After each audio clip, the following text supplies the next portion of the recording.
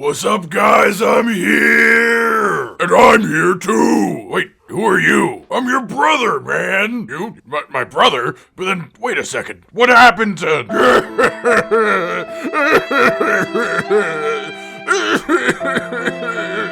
Ladies, gentlemen, and monsters of all ages, Iceborne has been out a few months now, and a few million comparisons have been drawn between all the monsters we currently have and what it could mean for the future. 1,000 different theories about the progression of the game in the series, but one thing that I feel I don't see people talking about enough is the Deviants from Monster Hunter Generations and Generations Ultimate. Once having them in the game was sort of a pipe dream, until now when you actually look at the returning monster roster we have, and notice a large correlation between what we got added to the game and what has a deviant, because the number is a lot larger than you might expect. So today I'm going to share with you my list of the top 5 deviants to come to Iceborne, with the stipulation being that they must be based off a monster already added to the 5th gen. So without further ado, my wondrous little wallflowers, let's begin with... Number 5. You sure you understand the terms of the bet? Because this is serious. No. Martin, alright, listen. You don't shave your beard or cut your hair for 1 year, and if you can do that, I will pay your rent. But if you shave, then you have to pay all 5 of our rents. Thanks for the free money, bitch. Crystalbeard Uragaan. Okay, calm down. At least it's just number 5, but stick around until the end of this section and I'll explain myself really clearly. Crystalbeard Uragaan, visually speaking, is very similar to regular Uragaan, with a very slight color change that arguably could be described as a tiny tint shift, and of course the crystals on his chin that form his quote-unquote beard, and there are also a number of these crystals in his tail. Combat-wise, these allow him to use some slightly different attacks, and in fact, occasionally when he fires explosive rocks out of his tail, one of them will be replaced with a large gem, which can be mined but eventually explodes into sleep gas, and he can use the increased strength of his chin to actually fire a rock forward, much like Deviljho does. And he also drops explosive rocks behind when he rolls occasionally, sort of like Master Rank Uragaan does in Iceborne. Now, as for why I want him in Iceborne, I think currently the community more or less is in agreement that he is the worst of the existing deviants, but I really feel like that doesn't need to be the case in the future. We can rebuild him. We have the technology. More than any of the rest of these, I feel like Crystalbeard got shafted with the engine around him, not able to showcase his true potential beauty or allow the devs to really play with his moveset to its full potential. The developers themselves have said in an interview that they wanted Crystalbeard's appearance to literally look like treasure, to remind you of a pile of treasure. And I say, why not really dig into that with the Iceborne graphics? Instead of a large, orangey-ish Uragaan with gem protrusions, make him look like an amalgamation of the things that you'd find in a treasure chest, covered in gold coins and necklaces and jewelry, and have the gems actually look like valuable gemstones. I think this, in the new generation engine, has an absolute ton of potential visually. As for his moveset, personally, I like Uragaan more than I think most people do, but he definitely needs some sprucing up in that category, does Crystalbeard. That said, the main reason he is on this list and in this spot in the first place is because I think Crystalbeard got done dirty the first time, and I would absolutely love it if he got a proper second chance, a reimagining, and I think he could easily turn into a monster that people love, instead of a monster that just sort of makes people shrug. Number 4.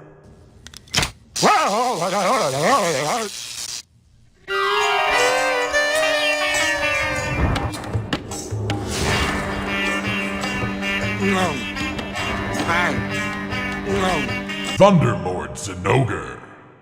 This one is almost a given on pure visuals alone. I love Zinogre as a base monster, and this is essentially just Zinogre with a gnarly ass horn, green scales instead of blue scales, and when he's supercharged, his lightning goes more of a golden yellow than blue, and well, it's just absolutely gorgeous. He is gorgeous, his fight is gorgeous, just all of it. He starts off in the supercharged state of normal Zinogre, having this state as just a constant, and then he has a further charged state, a secondary state, where he becomes, well, the Thunderlord. His attacks have ridiculous amounts of lightning attached. Wherever he moves, lightning will follow. Hell, even if you totally avoid the physical portion of an attack, you can easily get clipped by a small touch of thunder damage just exuding off of him. And due to the heavily thundered nature of this fight, that frequently does lead to stuns. No! God, please, no! No! No! Which is just, my favorite status in the world. But hey, it's only a minor pain to deal with in order to experience the beauty of this fight. And the visuals of it are honestly the majority of why I wanted to come to Iceborne. We already have regular Zinogre, and now we have Stygian Zinogre too, so I doubt it's likely in any way, shape, or form, but I would be absolutely ecstatic to see this glorious green beast come on down. I mean, just think about the visual difference between Old World Zinogre and New World Zinogre, and then try to imagine what supercharged Thunderlord could possibly look like. It would be fucking awesome. And hey, the fight is really, really fun too. So honestly, even if the only fight changes were updating him to more of Zinogre and Iceborne's base moveset to make him flow better, I would be more than happy to see him saunter into the Guiding Lands one day. Number 3. This is your last chance. After this, there is no turning back. You take the blue pill, the story ends. You wake up in your bed and believe whatever you want to believe.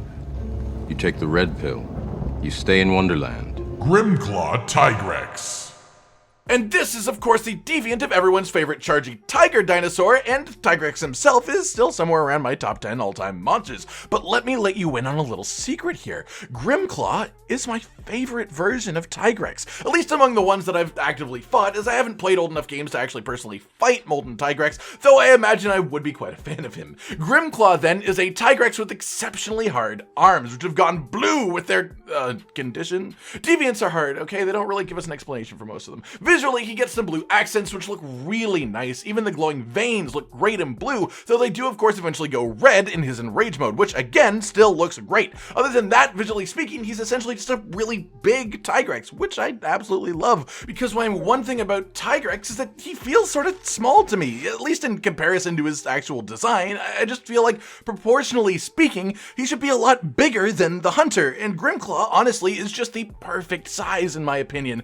Big enough to be more imposing, but not quite big enough to make it hard to hit his weak spots, so the size really is a factor for me here. I like them when they're really big.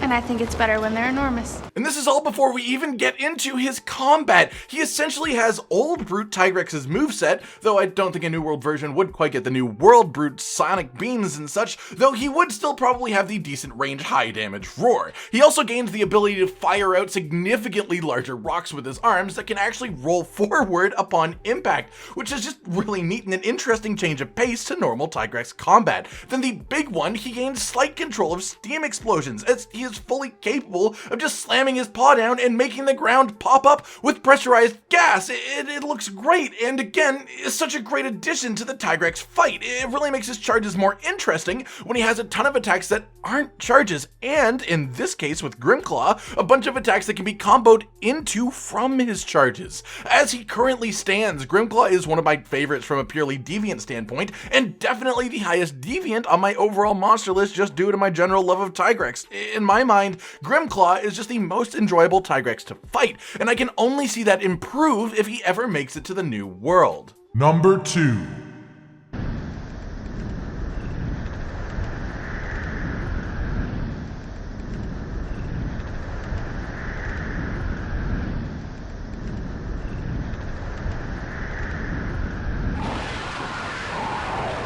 Let's just stay ahead of the wind. Silverwind Nargacuga.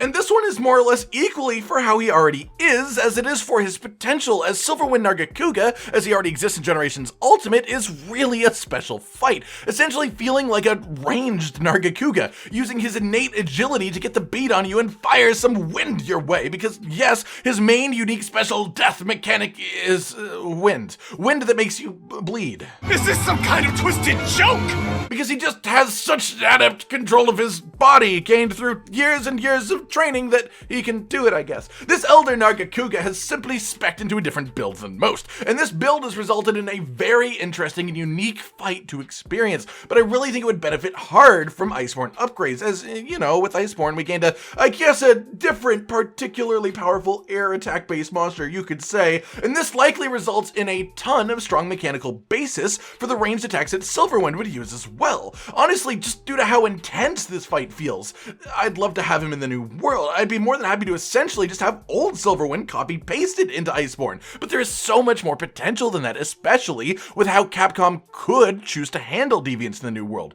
where you could, in theory, have an Elder Dragon level fight with this monster. I can easily see him reaching that power with a couple extra attacks or mechanics based around his wind. And honestly, as much as bleed is annoying in the moment, in Iceborne we do have a significant lack of bleed, with only a couple of monsters actually applying it in the first place. And then of course the visuals, he's basically a Narga with white streaks and his tail's always spiked up, and considering how good New World Nargacuga looks, I can only see this looking fantastic as well. Honestly, given the choice of Deviants to just shove into the new generation of Monster Hunter games, Silverwind is just off of the top of the list. Number 1. Oh, it's just a little hot water and steam. How bad could it be?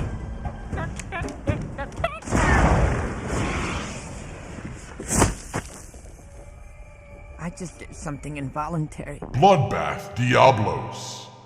Honestly, it's sort of hard to even find the right place to start with this monster of a monster. Completely recolored with a nice deep blue, which lore-wise is just a ridiculous amount of dried blood. The Bloodbath Diablos instantly stands out from his extended family of monsters. And when he enrages, it becomes even more prominent as his blood heats up to the point that his veins literally glow red through his skin. Sort of like Tigrex, but far, far more exaggerated. He has a completely mangled and twisted horn that is the result of regrowing a previously broken one, and he has a mangled tail for the same reason. This right there honestly gives me a lot of hope for Bloodbath, being that scarred young Uragaan is essentially the same backstory as Bloodbath, which just ever so slightly makes me want to say that at least lore-wise the devs would be okay with him being in.